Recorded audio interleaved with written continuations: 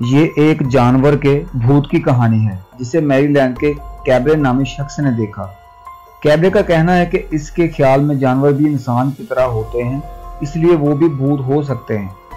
कैब्रे ने बताया कि गुज़िश्ता बरस हमारे खानदान की एक पुरानी बिल्ली बीमार हो गई और हम इसके दर्द को कम करने के लिए इसे अपने साथ लेकर सो गए। इसने बताया कि मैं इस रात बिल्ली को तकलीफ में देखकर काफी अफसरदा रहा। मेरे बस में होता तो मैं फौरन इसके दर्द का दरमान तलाश करने की कोशिश करता और इसकी बीमारी दूर कर देता। रात मैं अपने बिस्तर पर लेटा हुआ था और जाग रहा था। मैंने देखा कि अचानक बिल्ली उठी और दरवाजे की तरफ चली गई। मैं इसे देखने के लिए उठा और देखा कि वो सीधा मेरी बहन के कमरे की तरफ चली गई है। ये इत्मीनान करके कि वो मेरी बहन के पास है, मैं वापस आकर इत्मीनान से दोबारा सो गया, लेकिन वो बिल्ली बीमारी के बायस जल्द ही मर गई। जब मैं छोटा था तो मेरे पास एक बिल्ली थी। मैं इससे बहुत प्यार करता था। इस बिल्ली को मैं अपने साथ लेकर सोता था। चंद बरस बाद मैं कमरे में तन्हा सो रहा था कि अचानक मुझे महसूस हुआ कि मेरी कमर पर बिल्ली लेटी हुई है। मैं घबराकर उठा, कमर पर हाथ फेरा, कोई चीज नहीं थी। ताहम बिल्ली का वजन बदस्तूर मैं अपनी कमर पर महसूस कर रहा था। इस वाक़े से मैं काफी परेशान हुआ। कुछ हफ्ते बाद आधी रात को मेरी आंख खुली और मैं बाथरूम की तरफ गया। जैसे ही मैं बाथरूम के दरवाजे तक पहुंचा, मुझे एक बिल्ली नजर आई। मैंने फौरन कमरे का दरवाजा बंद किया और बिल्ली को पकड़ने के लिए आगे बढ़ा तो वो मेरी आंखों के सामने ही गायब हो गई। इस वाक़े के बाद मुझे यकीन हो गया कि भूत जानवर की शक्ल में भी होते हैं।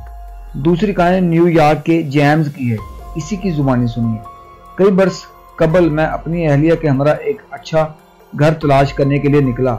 हालांकि मैं जानता था कि इस वक्त मैं घर खरीदने की ताकत नहीं रखता था, लेकिन मार्केट में घरों की कीमत जानने के लिए हम निकल पड़े।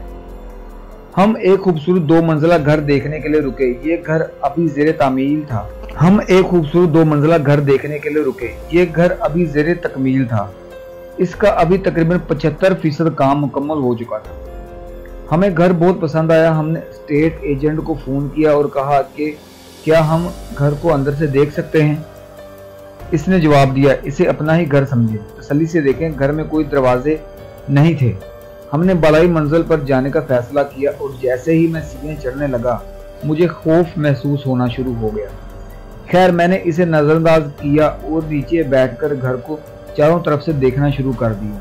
एक बड़े कमरे की खिड़कियों पर जब मेरी नजर पड़ी तो मेरी आंखें खुली की खुली रह गईं। मैंने देखा कि बच्चे अपनी मां के हमरा खिड़की से बाहर कूदने की कोशिश कर रहे थे, क्योंकि घर में एक तरफ आग लगी हुई थी और मैं जितना देख सका इसके मुताबिक बालाई मंजिल को पूरी तरह आग ने अपनी लपेट में ले लिया था। मैंने अपनी बीवी से फौरन घर से निकलने को कहा तो वो बहुत परेशान हुई, क्योंकि मैं जो कुछ देख रहा था वो इसे नजर नहीं आ रहा था। ताहम खौफ के बायस मैं कांप रहा था और मेरी बीवी मुझे देखकर बहुत खौफजदा भी हुई। कुछ देर बाद मैंने चीखते हुए वहां से दौड़ लगा दी और ये भी नहीं सोचा कि मेरी बीवी मेरे साथ है भी कि नहीं।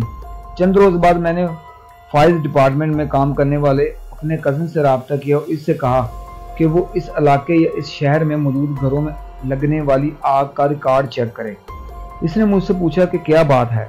ताहम मैंने इसे कुछ ना बताया और कहा कि मैं अपने रिकॉर्ड के लिए मालूमात लेना चाहता हूँ। खैर, मेरे कज़न ने इसी घर की फाइल चंद घंटों बाद मेरे सामने लाकर रख दी। मैंने इस फाइल की तफसीलात पढ़ी तो पता चला कि 10 बरस कबल इस घर में खौफनाक आग लगी थी और इस घर में मौजूद तमाम अफराद आग में झुलसकर हलाक हो गए थे। इसके बाद इस घर को गिरा कर नया घर तामीर किया गया, लेकिन जगह तो वही थी। इसी वजह से जलने वाले अफराद की रूहें वहाँ मौजूद थी। इसके बाद मुझे ये यकीन हो गया कि ये घर हमारे रहने के काबिल नहीं। इस वाक़े के बाद तो मैंने इस घर और इलाके के आसपास से भी गुजरना छोड़ दिया।